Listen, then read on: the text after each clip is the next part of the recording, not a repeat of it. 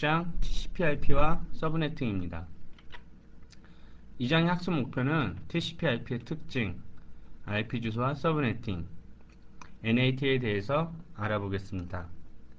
TCP/IP는 인터넷의 기본이 되는, 즉 뿌리가 되는 기술이므로 TCP/IP만 잘 이해한다 하면 현재의 네트워크를 80% 이상 이해한다고 해도 과언이 아닙니다.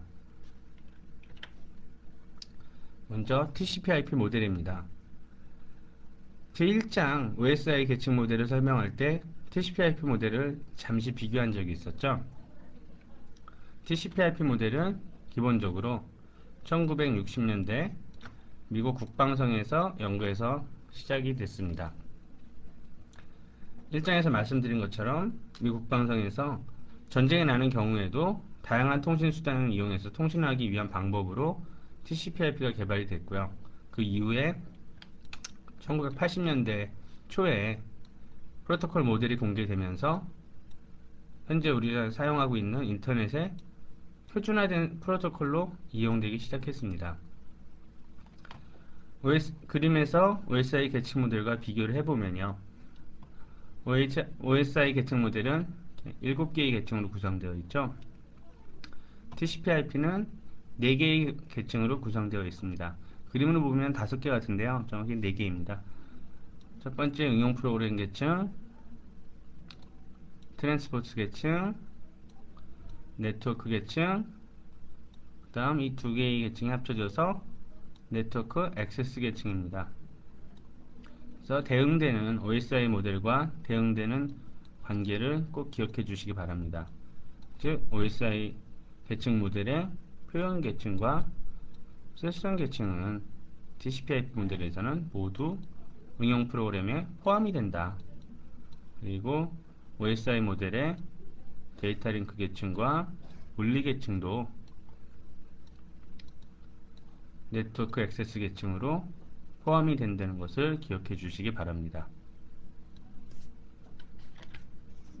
그럼 첫 번째로 응용 프로그램 계층의 TCP/IP 프로토콜입니다.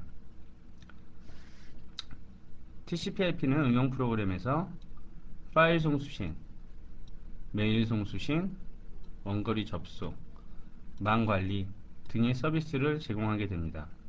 이런 서비스를 제공을 할 때, 이 서비스를 제공하기 위해서 필요한 프로토콜인데요. 파일 송수신을 위해선 FTP, TFTP, NFS 이런 게 사용이 됩니다. FTP는 워낙 많이들 사용하시니까 쉽게 이해가 되실 겁니다. 파일 트랜스퍼 프로토콜의 약자로서요. 대용량 파일을 이동할 때, 송수신할 때 사용이 되고요. TFTP는 소형 파일의 전송에 사용됩니다. 이 부분에 가끔 헷갈려 하시는데요. 둘 간의 차이가 무엇이냐? TFTP 같은 경우는 FTP보다 간단하기 때문에 보다 높은 전송 효율을 가지고 있습니다. 네, 앞장에서 X25와 프레임 릴레이를 제가 비교할 때 말씀드렸죠. X25 같은 경우는 전체 망이 불안정하다는 가정하에서 그렇기 때문에 안정적인 전송을 하기 위해서 속도가 떨어진다. 프레임 릴레이 망은 X25에 비해서 망 자체가 더 발전이 됐기 때문에 더 높은 속도를 가지고 전송을 한다. 비슷한 개념으로 보시면 됩니다. 두 가지 모두 파일 송수신을 하는 거지만 TFTP는 확인 과정이 없기 때문에 보다 빠르게 됩니다. 대신 더 안정적이죠. 그래서 소형 파일에 유용합니다. 예를 들면 1기가짜리 파일을 1기가짜리 동영상 파일을 전송을 한다. 이랬을 때 중간에 만약에 아주 작은 부분이라도 깨지면 사용할 수가 없죠. 그럼 처음부터 다시 받아야 되죠. 그래서 이럴 때는 FTP를 사용해야 되고요. TFTP 같으면 10메가 이하, 특히 한 5메가에서 10메가 이 정도는 다시 받는다 해도 크게 무리가 없죠. 그러니까 전송 효율을 높이는 게 더 중요하기 때문에 TFTP를 사용하는 경우가 있습니다. 메일 송수신을 위해선 SMTP와 POP, SMTP는 심플 메일 트랜스포트 프로토콜의 약자고요. 서버와 메일 서버 간의 즉 메일 서버와 메일 서버 간의 송수신을 담당합니다. 팝 서비스 같은 경우에는 포스트 오피스 프로토콜이라고 해서 메일 서버와 클라이언트, 즉 PC가 되겠죠. PC 간의 메일 송수신을 담당합니다. 텔넷, 원거리 접속은 텔넷이죠. 다른 시스템으로 로그인할 수 있는 기능. 도스창을 띄워놓으시고 텔넷 하고 물음표를 쳐보시면 명령어가 나옵니다. 그 설명이 나오겠죠. 그래서 보통 텔넷 10.0.0.1 하면 원격지에 있는 10.0.0.1이라는 시스템에 접속을 한다. 그럴 때 사용을 하게 됩니다. 망관리 및 기타는 네트워크망이 있겠죠. 전체 네트워크망이 있을 때 이게 웹망일 수도 있고 랜일 수도 있겠죠. 사무실의 랜 같은 경우에 지금 우리 사무실에 갑자기 특정 PC 한 대가 그게 그러기보다는 즉 우리 사무실의 랜에 전체 트래픽이 갑자기 너무 늘어났다. 아니 누가 그런 걸까? 아니면 우리 사무실이 본사와 지사를 연결하는데 어디가 문제가 생긴 것 같다. 어느 장비에서 문제가 생겼을까? 그런 것을 해주는 프로토콜입니다. 심플 네트워크 매니지먼트 프로토콜이고요. 예를 들어서 아까처럼 어떤 장비가 하나 고장이 났다. 그러면 기본적인 구현 방법은 SMMP를 이용한 에이전트가 있습니다. 에이전트가 계속 각 장비를 모니터링을 하다가 어느 한 장비가 죽었으면, 즉 문제가 생겼으면 응답을 안 하겠죠. 아니면 이 잘 작동하는 네트워크 장비의 현재 상황 같은 부분, 즉 인터페이스에 트래픽이 얼마나 왔다 갔다 하나, 현재 사용률은 어떻게 되나, 그런 것을 모두 확인하실 수 있습니다. DNS, 도메인 네임 서비스 시스템, 그리고요, 즉 호스트 이름으로 IP 주소, 저희가 www.cisco.com이라고 입력을 했을 때 그것의 실제 컴퓨터는 IP 주소를 변환을 시켜야 되죠. 그게 이제 DNS고요. HTTP 웹 서비스 프로토콜로 하이퍼텍스트 트랜스퍼 프로토콜입니다. 저희 인터넷 익스플로어 많이 사용하시죠? 인터넷을 사용할 때 저희 기본이 되는 프로토콜입니다. TCP/IP 모델의 트랜스포트 계층은 OSI 계층 모델에서 트랜스포트 계층이 하는 일과 거의 동일합니다. 즉, 트랜스포트 계층은 응용 프로그램 계층에서 받은 데이터를 세그먼트 형태로 바꾸어서 네트워크를 통해 상대방에게 전달하는 역할을 담당합니다. TCP/IP 모델을 잠시 다시 말씀을 드리면, TCP/IP 모델의 기본 개념은 응용 프로그램 계층에서 사용자의 데이터를 처리해서 트랜스포트 계층에 넘겨주고, 트랜스포트 계층에서는 이 데이터를 다시 쪼개서 세그먼트를 만들어서 네트워크 계층으로 넘겨줍니다. 네트워크 계층에서는 세그먼트에 IP 헤더를 추가해서 패킷을 만들어서 네트워크 액세스 계층으로 넘겨주고, 마지막으로 네트워크 액세스 계층은 패킷을 프레임 단위로 만들어서 랜이나 웬을 통해서 목적지까지 전달하게 됩니다. 이와 같은 기본 개념은 OSI 계층 모델과 같습니다. 이 단계 인캡슐레이션이라고 그랬죠. 트랜스포트 계층에서는 주요한 프로토콜로 두 가지 TCP와 UDP가 있습니다. TCP는 연결 지향형 프로토콜, 즉 커넥션 오리엔티드 프로토콜로서 세그먼트가, 즉 출발지에서 목적지까지 이 데이터의 단위를 세그먼트라고 했죠. 제대로 전달이 됐는지, 데이터가 제대로 전달이 되는지를 확인 메시지, 즉 액크날리지먼트를 서로 주고받음으로써, 에크를 계속 주고받음으로써 데이터의 송수신 상태를 점검하지만, UDP는 비연결 지향형 프로토콜, 즉 커넥션 리스 프로토콜입니다. 즉 세그먼트를 보내기만 하고 에크와 같은 확인 메시지 절차가 없습니다. 지금 그림을 보시면 TCP 헤더 포맷과 UDP 헤더 포맷이 있죠. 이 그림도 예전에 ISDN에서 말씀드린 것처럼 드래그 앤 드랍 문제로 자주 출제가 됩니다. 이 각 부분들, 시퀀스 넘버가 될 수도 있고 책섬이 될 수도 있고 윈도우, 이런 부분들이 옆쪽에 있어서 드래그해서 일로 옮기는 것, 이런 문제도 자주 출제가 되고요. 기본적인 이 헤더 포맷만 보게 되면 바로 이 패킷이 TCP인지 UDP인지 확인이 됩니다. 아까 제가 특징을 말씀드렸을 때 이런 에크 특징을 말씀드렸죠. 위에 TCP를 보시면 윈도우 이런 부분이 있습니다. 밑에는 그런 부분이 없죠. 그림에서 양쪽 모두 공통적인 부분은 소스 포트, 데스티네이션 포트, 이것은 TCP와 UDP 모두 가지고 있습니다. 즉 TCP와 UDP는 상위 계층과 이 포트 넘버를 가지고 통신을 하는 겁니다. 출발지 포트는 송신 측 응용 프로그램에서 프로토콜과 통신을 할 때 쓰이는 포트고, 목적지 포트는 즉 받는 거, 목적지, 즉 수신 측의 응용 프로그램에서 프로토콜과 통신을 할 때 쓰이는 포트입니다. 출발지 포트 번호는 일반적으로 응용 프로그램 계층에서 임의로 생성해서 사용하는데요. 통상적으로는 1024번 이상의 것을 이용하도록 권고가 됩니다. 이에 반해 목적지 포트는 어떠한 번호라도 상관이 없지만 응용 프로그램 계층에서 따라 서로 약속된 번호를 이용하는데, 이게 바로 웰로운 포트입니다. 웰로운 포트에서는 다음 장에서 설명을 드리고요. TCP와 UDP를 조금 더 말씀을 드리면, TCP는 데이터를 안전하게 전달하는 응용 프로그램에서 이용이 되고, UDP는 그렇지 않은 경우에 사용이 됩니다. TCP의 경우는 세그멘트를 보내고 에크를 받아서 에크를 받고 다음 또 세그멘트를 보내고 이런 과정을 통하기 때문에 데이터의 전송 시간이 약간 더 지연이 될 수도 있고요. UDP의 경우에는 이런 과정이 없기 때문에 보다 빨리 데이터를 보낼 수 있겠죠. 그리고 불특정 다수에게 데이터를 보내는 브로드캐스팅과 같은 작업에서 많이 이용이 됩니다. 여기서 한 가지 주의하실 점, 특히 오해하시기 쉬운 점인데요.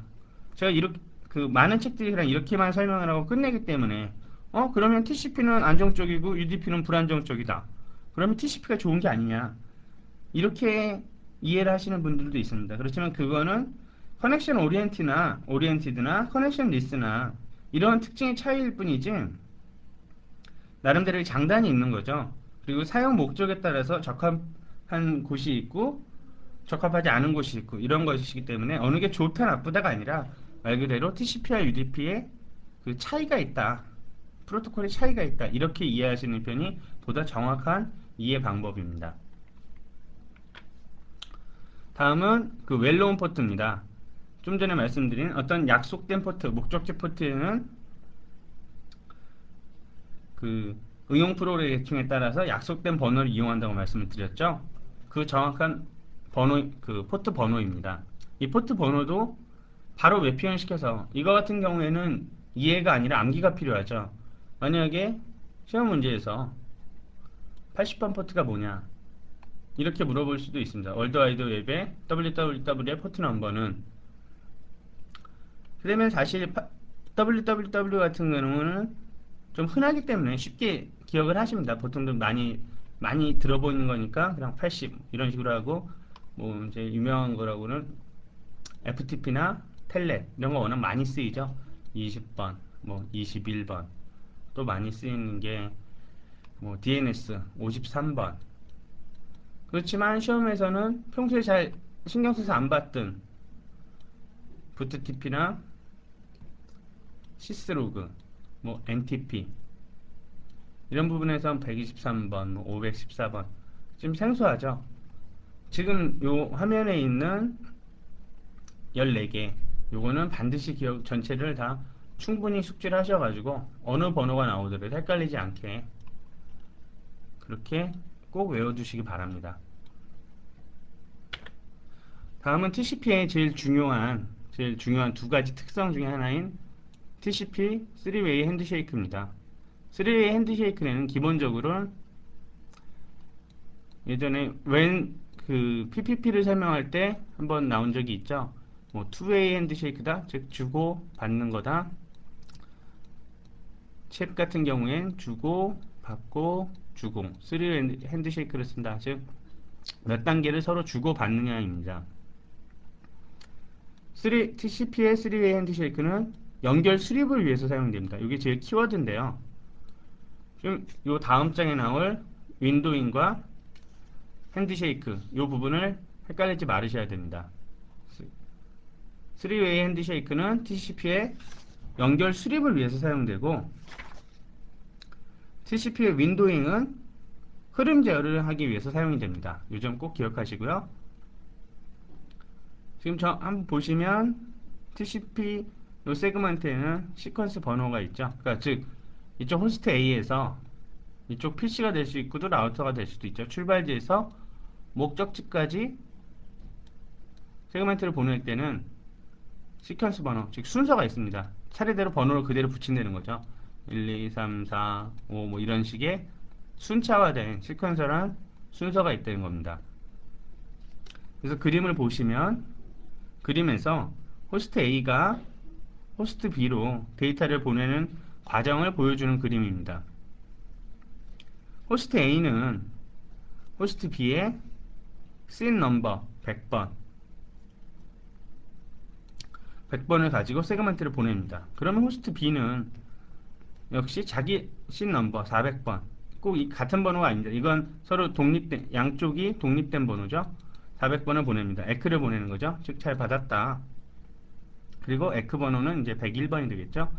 그러면 다시 이 보내는 쪽에 호스트는 이에 대한 에크를 또 보내야겠죠. 잘 받았으니까. 시퀀스 넘버 102번. 여기 에크 넘버의 다음 번호가 되겠죠. 그래서 에크 넘버는 401번. 이런 식으로 서로 주고받는 것입니다. 계속해서 그래서 양쪽이 엔드 투 엔드로 연결이 수립이 되는 거고요. 이번 장에 있는 윈도잉. 윈도잉이 제일 중요한 개념은 흐름 제어를 위해서 사용한다. 즉 플로우 컨트롤을 위해서 사용된다. 제 그림에서는 지금 이번 슬라이드에서는 3웨이 핸드쉐이크와 윈도잉을 단 한 장의 슬라이드로 서로 한 장씩의 슬라이드로 설명을 드리지만 3웨이 핸드쉐이크와 윈도잉은 개별적으로 한 권의 책으로도 설명을 하는 아주 복잡한 기술입니다. 제 기본이 되는 내용만 저는 이런 식의 윈도잉은 흐름 제어, 3웨이 핸드쉐이크는 TCP의 연결 이렇게만 말씀을 드렸죠. 제일 기본적인 내용만 말씀을 드리는 거니까요. 보다 깊은 내용은 더 상위 과정에서 공부하실 수도 있고요. TCP/IP 모델 같은 경우엔 전공자라면 보다 훨씬 더 깊게 별도의 개별적인 과목에서 공부를 하시게 됩니다. 그때 더 깊이 공부를 하시기 바랍니다. 윈도우의 특징은 연결이 있는 동안 지속적인 변화가 있다는 점입니다. 즉 계속 윈도우의 값이 바뀐다는 건데요. 그림을 한번 보시면 그림에서 목적지의 윈도우 크기가 3이다. 맨 처음에 초기 값이 3이라는 겁니다. 그러면 이쪽이 아래쪽으로 하면 시간이 진행되는 거고요. 출발지와 목적지가 있습니다. 목적지에서 출발지 시스템에서 이런 값을 보내게 되죠. 그러면 여기 보시면 목적지가 출발지로 알려온 윈도우 값이라고 되어 있습니다. 교재 202페이지의 그림하고 202페이지의 그림이니까요. 그림을 흐릿하시면 그걸 보시면 되고요. 여기 보시면 4, 5, 6을 보냈는데 아직 에크를 못 받았습니다. 그러면 여기 4하고 5하고 6이 전송이 됐죠. 그러면 목적지에서는 에크를 7 그리고 윈도우 사이즈를 5로 해서 보내게 됩니다. 그러면 시간이 지남에 따라서 출발지에서는 윈도우 사이즈를 5로 증가해서 여긴 4였죠? 5로 증가해서 7부터 시작하는 7부터 11까지 5개를 보내서 다음 에크를 기다리게 됩니다. 요거는 연결이 세션이 수립되는 동안에 계속 지속적으로 변화한다는 점, 이 점을 꼭 기억하시기 바랍니다. 네트워크 계층입니다. 네트워크 계층은 인터넷 계층이라고도 하는데요. 즉 두 가지가 같은 것이니까 다른 것이라고 헷갈려 하지 마시고요. 네트워크 계층은 주로 패킷을 출발지에서 목적지 주소까지 보내는 역할을 하게 됩니다. 인터넷 계층에는 크게 네 가지 프로토콜이 있는데요. 보시는 바와 같이 IP, ARP, RARP, ICMP가 있습니다. 개별적인 프로토콜의 특징은 다음 슬라이드에서 말씀드리고요. 기본적으로 IP는 인터넷 프로토콜, ARP는 어드레스 레졸루션 프로토콜, RARP는 리버스 어드레스 레졸루션 프로토콜, RCMP는 인터넷 컨트롤 메시지 프로토콜입니다. 지금 그림을 보시면 IP 헤더의 구조입니다. 즉 패킷의 구조인데요. 제가 앞에서 여러가지 프로토콜, 랜이나 웬 프로토콜을 설명할 때 프레임 구조들을 다 말씀을 드렸었죠. 좀 간단하게나마요. 그런데 패킷의 경우에는, 특히 IP 패킷의 경우에는 아주 빈번하게 크게 문제가 생기지 않더라도 분석을 해야 되는 경우가 많습니다. 그렇기 때문에 이 구조를 반드시 기억을 하셔야 됩니다. 정말 여기서는 정말 꼭 아주 자세히 기억을 공부하시고, 또 자세히 공부하시고 꼭 내용도 깊이 이해를 하셔야 됩니다. IP의 버전 4와 6가 있죠. 근데 통상적으로는 아직까지는 버전 4를 사용합니다. 그래서 IP의 버전을 보여주고요. TOS, 즉 Type of Service, 그 다음에 Total Length, 전체 IP 패킷의 길이, Identification, 그 다음에 Flag, Time to Live, Protocol, 헤더 책성, 그 다음에 소스 주소와 목적지 주소, 옵션, 패딩, 이렇게 구성이 되어 있습니다. 이 IP 헤더의 구조도 TCP 헤더와 UDP 헤더처럼 드래그 앤 드롭으로 출제가 될 수도 있습니다. 그러니까 반드시 이 구조를 기억하시고요.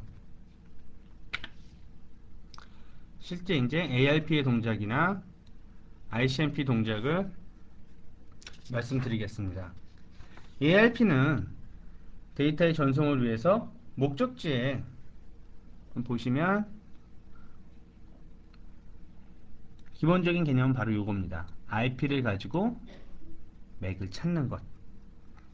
즉 목적지 IP 주소를 가지고 맥 주소를 찾는 데 사용이 되는데요. 출발지의 호스트가 데이터를 전송할 때 자기의 이제 ARP 테이블을 찾아보는 거죠. 그래서 목적지에 주소가 매핑이 되어 있으면 매핑이 되어 있는지 맥 주소인지로 확인을 합니다. 있을 때는 데이터를 전송하지만 없을 때는 모르죠. 도착지가 어디 있는지요. 여기 보시면 이 브로드캐스트가, 즉 제가 보내려는 곳은 10.0.0.12입니다. 그런데 아직 모르는 거죠. 도대체 이 맥을 가진 애가 누구냐, 어디 있느냐. 그랬을 때 전체 브로드캐스트가 보내져서 10.0.0.12는 자기가 응답을 하는 거죠. 내 맥 주소는 이거다. 이걸 받게 되는 거죠. 그러면 그래서 자료의 전송이 일어나는 거고요. 앞에서 RARP라고 있었죠. Reverse Address Resolution Protocol. 이거는 반대로 맥 주소를 가지고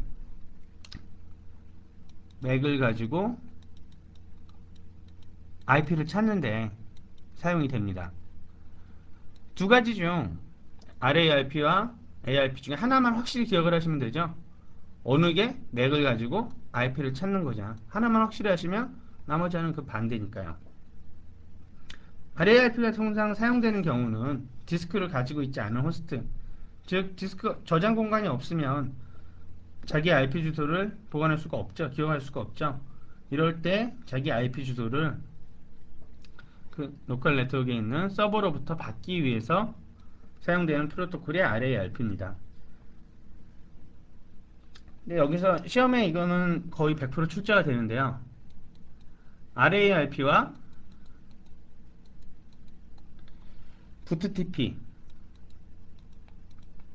그리고 DHCP 세 가지 모두 부트TP 세 가지 모두 자기가 맥을 가지고 IP를 찾는 프로토콜입니다. 그럼 차이가 무엇이냐? RARP는 기본적으로 IP 주소밖에 받지 못합니다. 근데 저희 컴퓨터를 보통 네트워크 설정하실 때 보시면 IP 주소도 넣고 서브넷 마스크도 넣으셔야죠. 그렇기 때문에 지금 많이 사용을 안 하게 됐고요. DHCP 같은 경우에는 IP 주소도 가져오고 서브넷 마스크도 가져오게 됩니다. 그래서 DHCP를 더 많이 쓰게 되고 추가적으로 디폴트 게이트웨이 정보까지도 가져오게 됩니다. 그래서 DHCP가 제일 많이 사용이 됐습니다. 그림을 보시면 이건 ICMP의 동작을 제가 예로 설명을 드린 건데요. ICMP는 제일 대표적인 ICMP는 핑이죠. 핑 메시지가 바로 ICMP를 이용한 거라고 생각을 하시면 되는데요.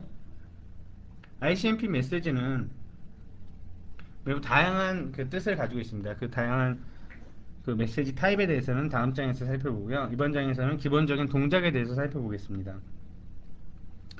만약에 출발지가 출발지 PC에서 목적지가 이건 출발지 주소죠.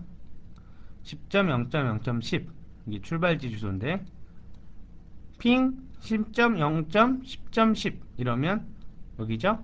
목적지로 핑 메시지를 보냅니다. 그런데 이 제한사항이 MTU 사이즈를 1500바이트로 해라. 그리고 DF 비트를 세팅을 해라. 이렇게 되어 있습니다. 이 내용이 무엇이냐? 데이터의 크기를 1500으로 고정을 시켜서 보내고 DF bit, 즉 Don't Fragmentation 이 1500바이트 이 패킷을 잘게 쪼개질 말아라. 이 크기로 해서 끝까지 보내라. 목적지까지 보내라. 그런 메시지입니다. 이랬을 때 출발지는 게이트웨이, 즉 라우터가 되겠죠. 라우터로 ICMP 메시지를 보냅니다. MTU를 1500으로 해서 보내겠죠. 근데 이때 라우터의 연결이 MTU가 512로 되어 있다. 이쪽 이 시리얼 구간에서요. 이 얘기는 즉 최대한 한 번에 보낼 수 있는 양이 512인 겁니다. 근데 여기서는 1500으로 보냈죠. 지금 저희는. 그럼 얘가 어떻게 할까요? 여기서 그런데 한 가지 또 주의할 점은 여기 DF 비트를 세팅을 했다. 쪼개지 말아라. 이렇게 명령을 넣었었죠. DF 비트가 설정이 안 돼 있다면 1500바이트 패킷을 쪼개서 보내게 될 겁니다. 그런데 지금 저희는 쪼개지 말아라 그랬기 때문에 결국 드랍 처리하게 됩니다. 못 보내죠. 못 보내고 출발지에다가 ICMP 메시지를 보냅니다. ICMP 메시지 4번 Fragment need but don't fragmentation don't fragment flag set 뭐 이런 식의 메시지를 보내서 여기까지 못 보낸다. 그런 메시지를 보내게 되죠. 그래서 네트워크 계층에서 다시 기억해야 될 점, 네트워크 계층의 프로토콜은 IP와 RARP, FTP, DHCP 이런 것들이 있고요. 그 다음에 ICMP 메시지 타입 이것 같은 교재 204페이지 보시면 메시지 타입 0번부터 0번, 3번, 4번, 5번 뭐 이렇게 해서 16번까지 어떤 종류인지 그런 것이 나와 있습니다. 그래서 ICMP 메시지 0번 같은 경우는 echo reply, 뭐 8번 같으면 echo, ICMP 11번은 time exceed, 즉 TTL 값이라는 게 있죠. 그래서 한 단계를 넘어갈 때마다 TTL이 하나씩 감소하게 되죠. 뭐 그런 식의 그 메시지를 보내게 됩니다. 그래서 뭐 13번 같으면 타임스탬프고요. 뭐 16번 같으면 인포메이션 릴레이 뭐 이런 식의 그 ICMP 메시지 타입도 반드시 기억해 주시기 바랍니다. 다음 두 번째 섹션 IP 주소와 서브네팅입니다. IP 주소는 기본적으로 네트워크 주소와 호스트 주소로 구분이 되죠. 지금 이 화면은 캡처를 받은 건데요. 인터넷 정보센터 닉 보통 네트워크 인포메이션 센터입니다. 이 화면을 그 캡처한 화면입니다. 그래서 www.nic.or.kr을 들어가시면 되는데요. 보통 그런 뉴스 많이 보셨을 겁니다. 뭐 애가 가출을 했는데 IP 추적을 해서 어디서 찾았다. 그리고 요즘 얘기를 하면 인터넷 게시판에 보통 통상 또 자기 IP를 그냥 글을 남기면 자기 IP가 남는 게시판들이 있죠. 그래서 IP 추적이 자동으로 돼서 뭐 험담을 한다든가 아니면 뭐 불법적인 행동을 하는데 했을 때 그 IP가 누구 것인지, 즉 어디서 인터넷을 썼는지를 정확하게 파악을 할 수 있습니다. 그래서 이 화면에 보시면 whois 검색이라고 그러죠. 그래서 여기서 주소를 넣으시면 그리고 버튼을 누르시면 이 IP 주소가 누구한테 속해져 있는지 그걸 아실 수 있습니다.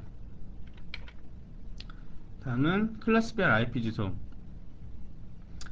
IP 주소가 네트워크 주소와 호스트 주소로 구성이 되어 있다는 건 벌써 한번 말씀을 드렸죠.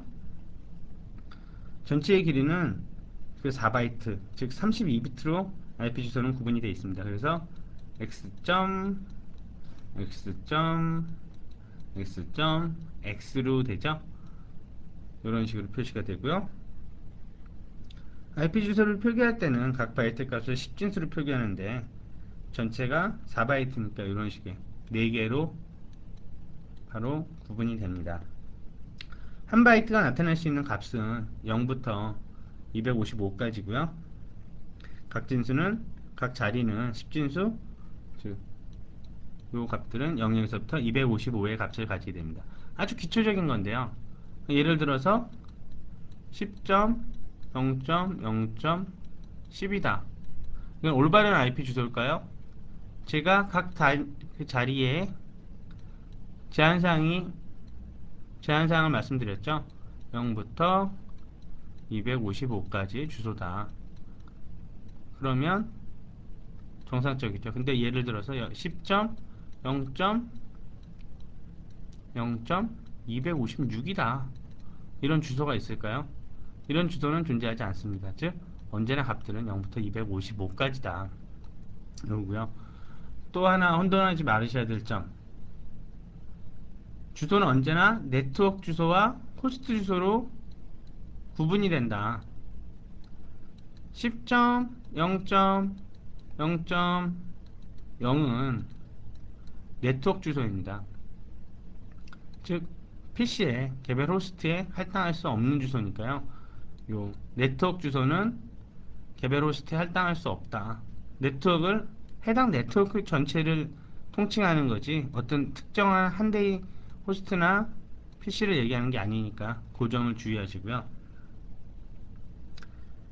클래스 개념은 사실 요즘은 거의 없어졌습니다. 인터넷의 초창기에 IP 주소가 만들어졌을 때는 어떤 수평적인 구조를 딱 가지고 있었기 때문에 이런 클래스를 많이 얘기를 했었는데요. 지금은 사실 이런 걸 거의 사용하지 않죠.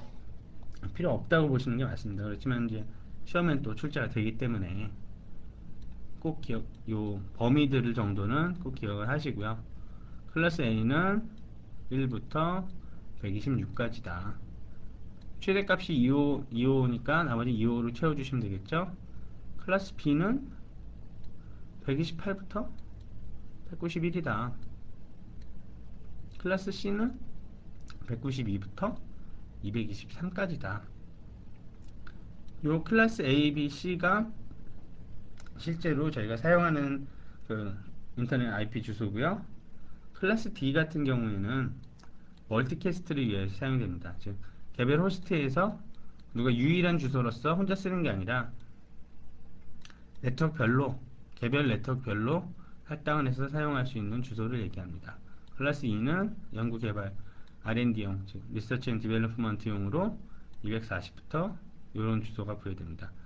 그래서 보통 시험 문제에 또 제일 기초적인 쉬운 문제로 출제가 되는 게 다음 중 사용할 호스트 주소로 사용할 수 없는 것은 아까 말씀드린 것처럼 첫 번째는 네트워크 주소는 사용할 수 없겠죠. 그리고 이런 클래스 D나 클래스 E 주소들 이런 것은 인터넷에서 호스트의 주소로 사용할 수가 없다. 그러니까 이 범위를 반드시 각 클래스별로 기억을 해 주시기 바랍니다.